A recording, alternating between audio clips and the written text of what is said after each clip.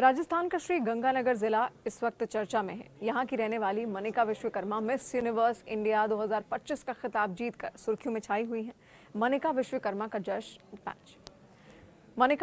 का जन्म श्री गंगानगर में हुआ, लेकिन फिलहाल वो दिल्ली में रहकर कॉलेज की पढ़ाई पूरी कर रही हैं। कोई उन्हें हुस्न परी कह रहा है तो कोई beauty with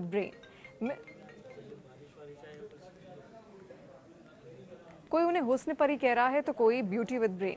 miss Universe India 2025 का जज पैनल मनिका की खूबसूरती के साथ ही उनके कॉन्फिडेंस और सवालों के जवाब मिस यूनिवर्स इंडिया 2025 के जज पैनल मनिका की खूबसूरती के साथ ही उनके कॉन्फिडेंस और सवालों के जवाब देने की कला से भी मोहित हो गए। मनिका विश्वकर्मा सिर्फ पढ़ाई लिखाई में ही नहीं बल्कि डांस और पेंटिंग जैसी स्किल्स में भी एक्सपर्ट हैं। मनिका विश्वकर्मा नवंबर में थाईलैंड में आयोजित होने वाली 74वीं मिस यूनिवर्स प्रतियोगिता में भारत का प्रतिनिधित्व करेंगी। मिस यूनिवर्स इंडिया 2024 प्रतियोगिता की विजेता रिया सिंघा ने इस साल की सुंदरी मनिका विश्वकर्मा को ताज पहनाकर सम्मानित किया।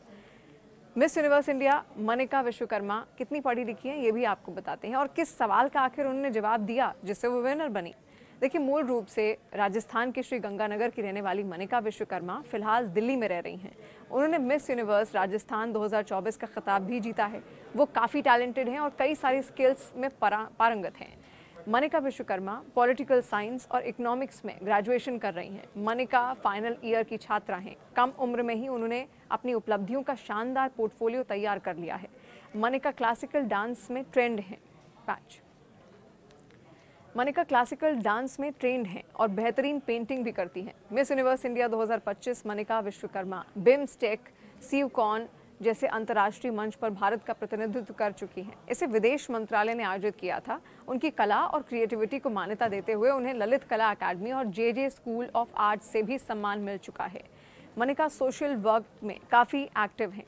उन्होंने न्यूरो